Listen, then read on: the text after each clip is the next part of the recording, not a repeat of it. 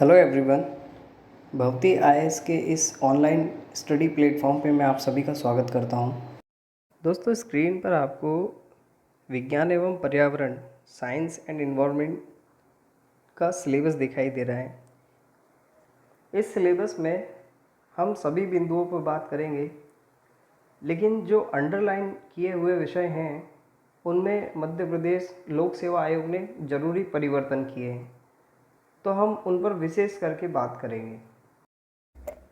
देखिए, जो बिंदु आपको दिखाई दे रहे हैं उन सभी बिंदुओं में विज्ञान के मौलिक सिद्धांत, पर्यावरण एवं जैव विविधता, पारिस्थितिकी तंत्र, पोषण, आहार एवं पोषक तत्व, मानव शरीर संरचना, स्वास्थ्य नीति एवं स्वास्थ्य कार्यक्रम, प्रदूषण, प्राकृतिक आपदाएं एवं प्रबंधन, ये ऐसे विषय हैं जो पूर्व में भी या पहले भी सिलेबस में रहे हैं।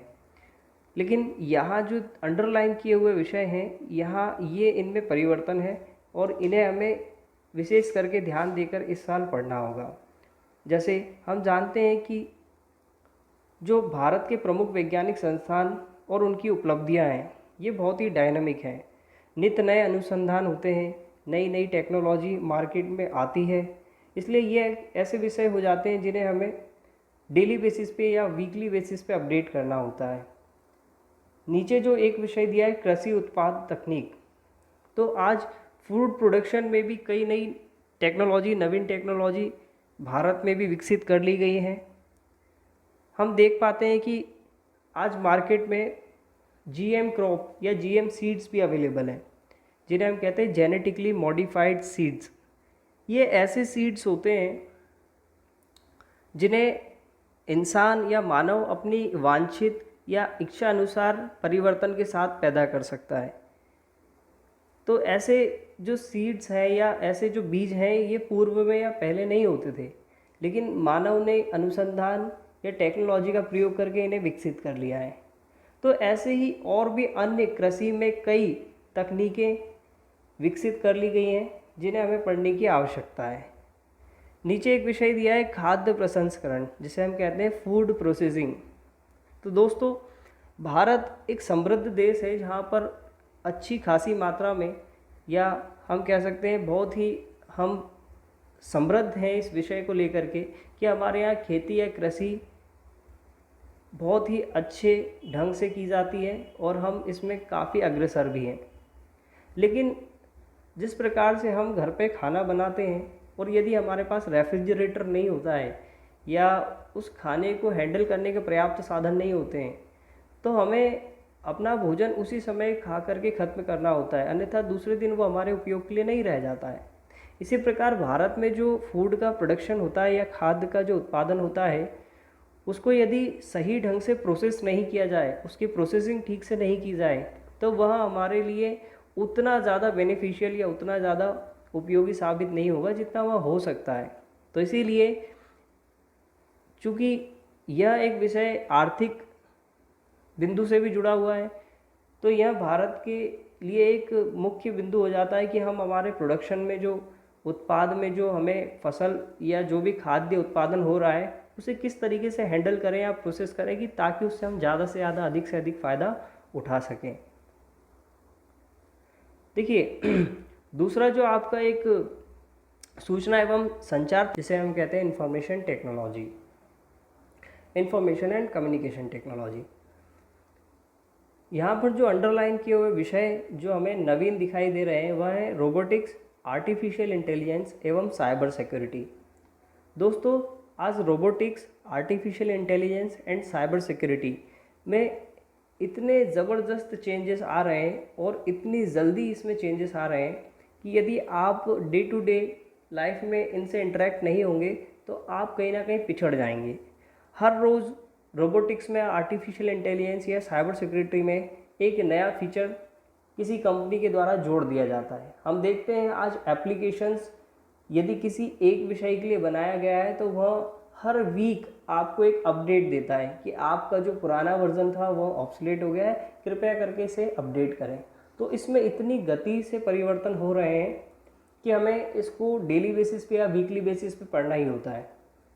रोबोटिक्स का हमारे मानव के संसाधन के रूप में बहुत ज़्यादा उपयोग बढ़ा है। आज हम देखते हैं कि इवन जैसे अभी जो लॉकडाउन में कोविड-19 का एपिडेमिक हमारे भारत में या सभी देशों में छाया हुआ है, तो कुछ ऐसे राज्य हैं जहाँ पर रोबोट की सहायता लेकर के मेडिकल सर्विसेज दी जा रही हैं। जैसे आपने सुना हो तो जयपुर में भी रोबोट्स की सहायता से कुछ सर्विसेज हॉस्पिटल्स में दी जा रही हैं।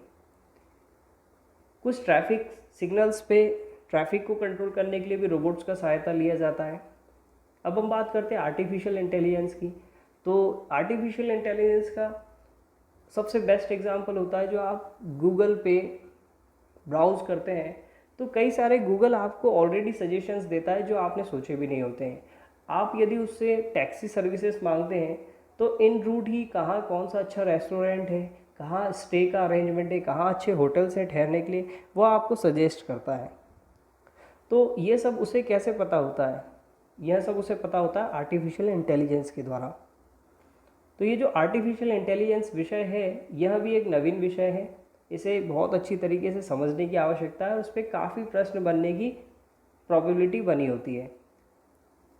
साइबर सिक्योरिटी आज सबसे बढ़ता हुआ या हम कह सकते हैं आज के समय में सबसे इम्पोर्टेंट सिक्योरिटी का एक कंसर्न या विषय है।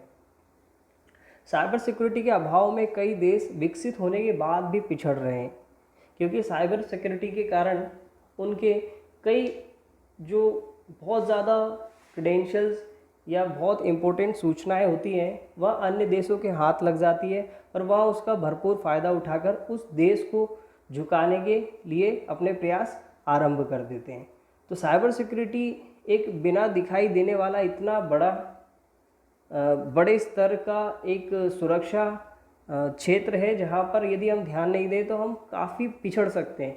इसीलिए आज भारत सरकार भी इसके लिए जागरूक होकर के इस पर नई नई टेक्नोलॉजी और रिसर्च के लिए पैसा खर्च करती है।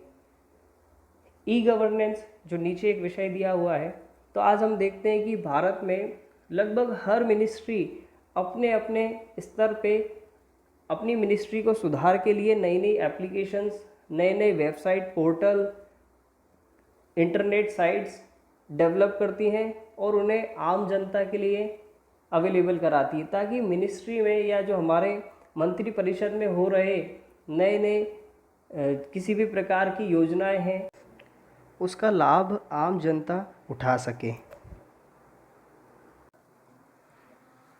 चलिए अब बात करते हैं हम अपने मेंस के सिलेबस की।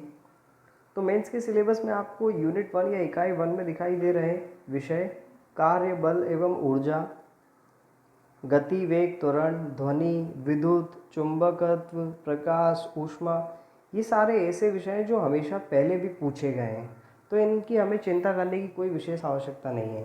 अच्छा, इकाई 2 या यूनिट 2 में भी जो आपको सब्जेक्ट या जो सिलेबस दिखाई दे रहा है, तत्व, यौगिक और मिश्रण, पदार्थ, धातु, अधातु, परमाणु की संरचना आदि, अम्ल, क्षार, लवण, भौतिक और रासायनिक परिवर्तन, दैनिक जीवन में रसायन, ये भी सारे ऐसे विषय हैं जो पहले भी थे, पूर्व में भी पूछे गए हैं।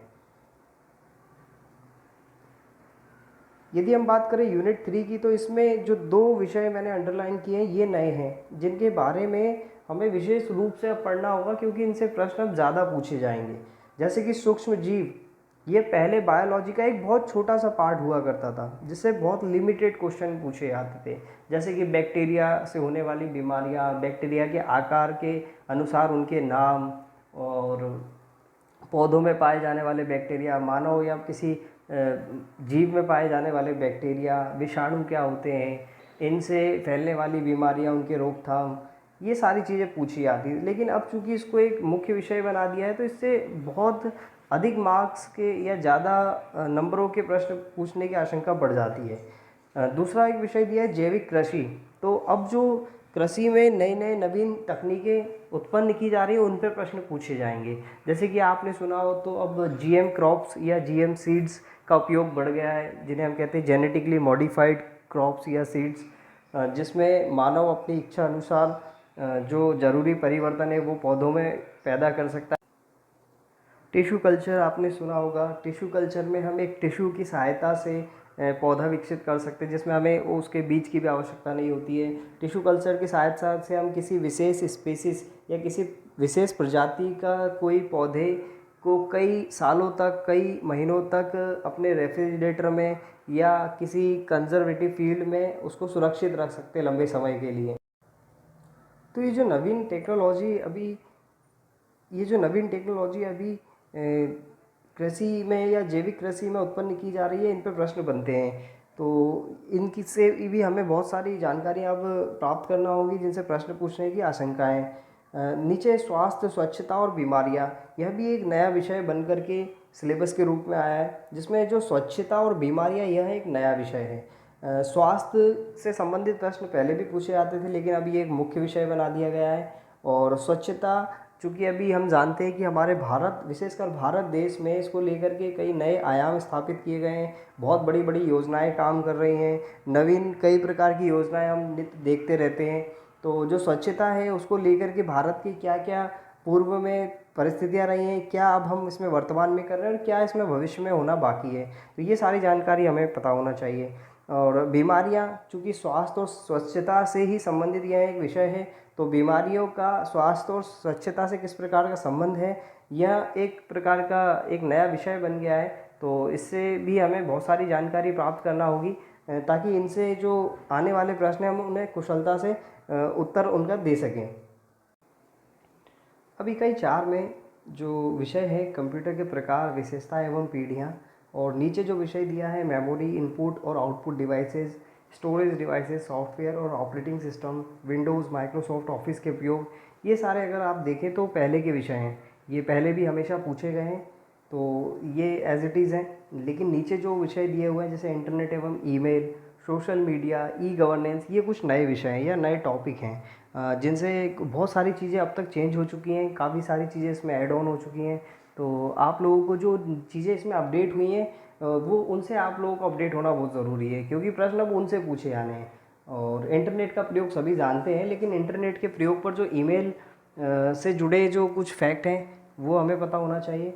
सोशल मीडिया में जो अपडेट किए गए हैं, कितनी बहुत नई नई प्रकार की, आप देखो सोशल मीडिया जो है इंट्रोड्यूस होती जा रही हैं और उनका उपयोग भी बढ़ता जा रहा है।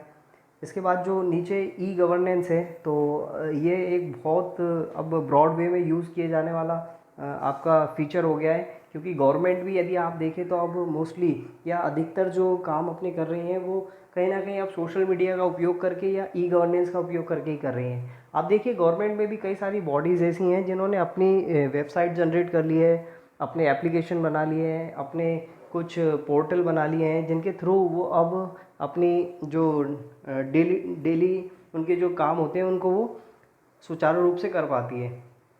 तो ई गवर्नेंस का मतलब होता है कि गवर्नमेंट का इंटरनेट या जो सोशल नेटवर्किंग साइट्स हैं या इंटरनेट की जो पोर्टल है उनका उपयोग करके गवर्नमेंट को अपना काम करना। इसके बाद जो नीचे विभिन्न उपयोगी पोर्टल और साइट और वेबसाइट हैं, तो आप देखें आज हर विषय पे कोई ना कोई या तो पोर्टल बना दिया गया है, साइट बना दी गई है या वेब पेज बना दिया गया है। जैसे कि आप देखें तो कई फील्ड या कई ऐसे क्षेत्र हैं जिनके लिए अब उपयोगी पोर्टल बना दिए गए हैं, चाहे वह संसाधन से संबंधित हो, परिवहन से संबंधित हो, शिक्षा से संबंधित हो या स्वास्थ्य से संबंधित हो या शासन प्रशासन से संबंधित हो, सभी विषय पे आज पोर्टल, साइट या वेब पेजेस बना दिए गए हैं।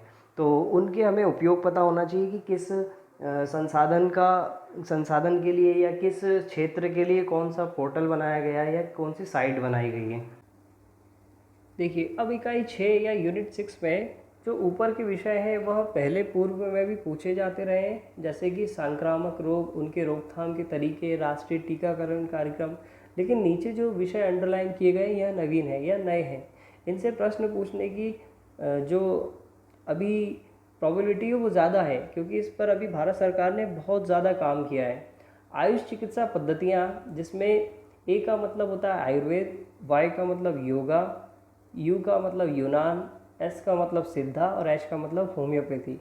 यह सभी चिकित्सा की विभिन्न पद्धतियां हैं। इनके किसी भी एक ही बीमारी को उपचार करने की या ट्रीट करने के अलग अलग तरीके होते हैं। भारत ने इसको पहले प्रैक्टिकली या हम कह सकते हैं व्यवहारिक ढंग से उपयोग में नहीं लाया, लेकिन अब इस पर बहुत ज़्यादा काम किया जा रहा है, तो इसीलिए अब यह हमारे लिए महत्वपूर्ण हो जाती है। किस प्रकार से इन चिकित्सा पद्धतियों से हम अधिक से अधिक लाभ प्राप्त कर सकते हैं, अब इस पर काम किया जा रहा है। तो हमारे लिए भी यह एक मुख्य विषय बन जाता है, चूँकि अब इससे प्रश्न पूछना बिल्कुल ही अनिवार्य लगभग हो जाएगा। तो इनके विषय में हमें अच्छी खासी जानकारी होना चाहिए, जिसे हम आगे अपने सिलेबस में जब हम लेक्चर सीरीज स्टार्ट करेंगे तब देखेंगे। केंद्र एवं राज्य शासन के महत्वपूर्ण स्वास्थ्य संगठन, जो प्रमुख संगठन होते हैं, जैसे कि NHM के बारे में यदि हम बात करें, नेशनल हेल्थ मिशन, तो इसके अंतर्गत कई छोटे छोटे या बड़े बड़े संगठन बनाए गए हैं जो चिकित्सा के क्षेत्र में अपनी सेवाएं देते हैं। और उनसे प्रश्न इस प्रकार पूछा जाता है कि उनका गठन कब हुआ, उनके अध्यक्ष कौन है, यह समिति किस क्षेत्र में काम करती है या सोसाइटी किस क्षेत्र में काम करती है, और किस प्रकार का उससे अभी तक हमारे इसमें किसी प्रकार का कोई अचीवमेंट या सफलता हमें प्राप्त हुई है। इस प्रकार से इन स्वास्थ्य संगठनों से भी प्रश्न पूछे जाते हैं। इकाई 7 में मानव जीवन पर विकास के प्रभाव, स्वदेशी प्रौद्योगिकी सीमाएं, ये विषय पूछा जाता है।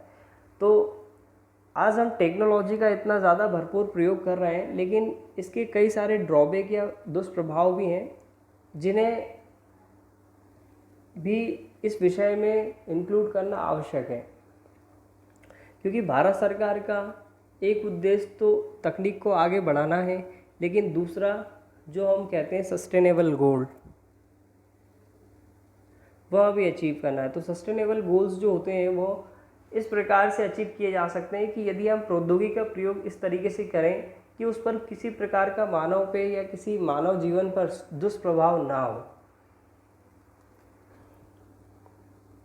तो अभी तक जो प्रौद्योगिकी से जुड़े हुए दुष्प्रभाव हैं या किस प्रकार के अच्छे बुरे प्रभाव मानव जीवन पे पड़े हैं प्रौद्योगिकी के, उस पर हमें इस विषय में चर्चा करना होगी। नीचे भारतीय अंतरिक्ष अनुसंधान संगठन और अन्य संगठन दिए हुए हैं, इनके मुख्यालय, इनके अध्यक्ष, इनकी उपलब्धियां, ये सारी विषय में पूछी जाती हैं।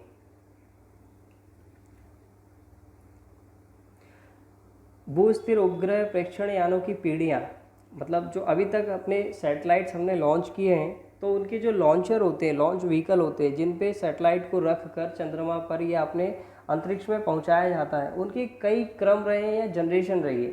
तो वो जनरेशन कहाँ से स्टार्ट हुई, कितनी जनरेशन्स इसकी बीत चुकी हैं, लेटेस्ट जनरेशन में सबसे लेटेस्ट वाला लॉन्च व्हीकल अभी कौन सा है, उसकी कैपेसिटी क्या है, पूर्व में जो हमारे पास लॉन्च व्हीकल थे या प्रेक्षण यान थे उनमें क्या खासियत थी, अब जो हमारे पास नवीन प्रेक्षण यान है या न्यू लॉन्च व्हीकल्स हैं उनकी क्या विशेषताएं हैं, ये सारे इस प्रश्न में पूछे जाते हैं। देखिए, अब जो जैव प्रौद्योगिकी या बायोटेक्नोलॉजी है, जिस पर मैंने पहले भी बात की है कि हम जेनेटिकली मॉडिफाइड सीड्स या फसल पैदा करते हैं, तो उसी प्रकार की जो जैव प्रौद्योगिकी है वो अन्य अपने क्षेत्र में भी उपयोग में लाई जाती है, जैसे स्वास्थ्य में, चिकित्सा में, कृषि में। अब नीचे क्लोन्स, रोबोट्स एवं कृत्रिम बुद्धिमत्ता दिया है, जिसके विषय में हम पहले बात कर चुके हैं।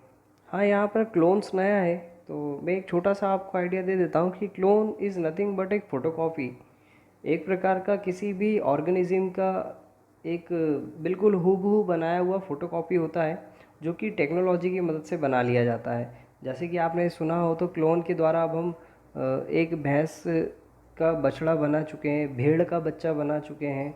हालांकि मानव पर यह अभी तक नहीं अपनाया गया है, क्योंकि उसके लिए जो राइट्स हैं वो अभी तक नहीं बनाए गए हैं कि कोई टेक्नोलॉजी की सहायता से मानव का भी क्लोन बना सके। लेकिन हाल फिलहाल आप इतना समझ लीजिए कि क्लोन का मतलब होता है टेक्नोलॉजी की मदद से कोई एक जीव बना लेना, बिल्कुल हूबहू एक जीव बना लेना।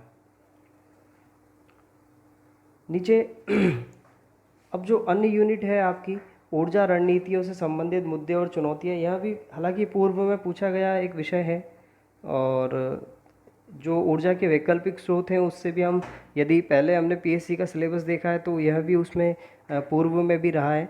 लेकिन हालांकि इसमें भी बहुत ज़्यादा अभी ध्यान आकर्षित किया है सभी गवर्नमेंट ने, सभी देश के जो सरकार है वह इस पर बहुत ज़्यादा अभी ध्यान दे रही है, क्योंकि जो धीरे धीरे हमारे ट्रेडिशनल या हम कहें परंपरागत ऊर्जा संसाधन है वह विलुप्त होते आ रहे हैं या ख़त्म होते आ रहे हैं। तो इस विषय पे भी हमेशा से जो प्रश्न है पूछने की संभावनाएं ज़्यादा रहती है, क्योंकि यहाँ पर अभी भारत सरकार का या अन्य देशों की सरकारों का बहुत ज़्यादा ध्यान है। इसके अलावा जो विषय है वो हमेशा से जो पूछे गए हैं वही सारे विषय हैं, तो उन पे हमें उतना ही ध्यान देने की आवश्यकता है जितना हमने पहले कभी पीएससी दी है तो ध्यान देते रहें। लेकिन अभी जो ये नए विषय मैंने अंडरलाइन करके आपको बताए, या ऐसे विषय हैं जिन पर हमें बहुत ज़्यादा अब ध्यान देने की आवश्यकता है, क्योंकि इनसे प्रश्न किस प्रकार से पूछे जाएंगे, क्या क्या प्रश्न इसमें बन सकते हैं, वह अभी हमारा चिंता का विषय है। क्योंकि जो पूर्व में पूछे गए प्रश्न हैं उनसे हमें एक आइडिया हो जाता है कि किसी विषय में से किस प्रकार के प्रश्न पूछे जाते हैं। लेकिन चूंकि ये विषय नए हैं तो इसमें हमें कुछ भी छोड़कर नहीं चलना है। हमें ए टू लेकर जेड सभी चीज़ें इसमें देख लेना होगी, ताकि प्रश्न किसी भी तरह से किसी भी डायमेंशन से पूछे तो हमें उसका उत्तर देना आता हो। तो इसी के साथ मैं अपना आज का यह विषय समाप्त करता हूँ और आशा करता हूँ आपको हमारे द्वारा दी गई सभी जानकारी उपयोगी साबित होगी। हम अपनी इस लेक्चर सीरीज़ में आगे अब जो मेन सिलेबस है वह स्टार्ट करेंगे। तब तक के लिए आप अपना और अपने परिवार का ध्यान रखें, घरों पर रहें, सुरक्षित रहें। Thank you so much.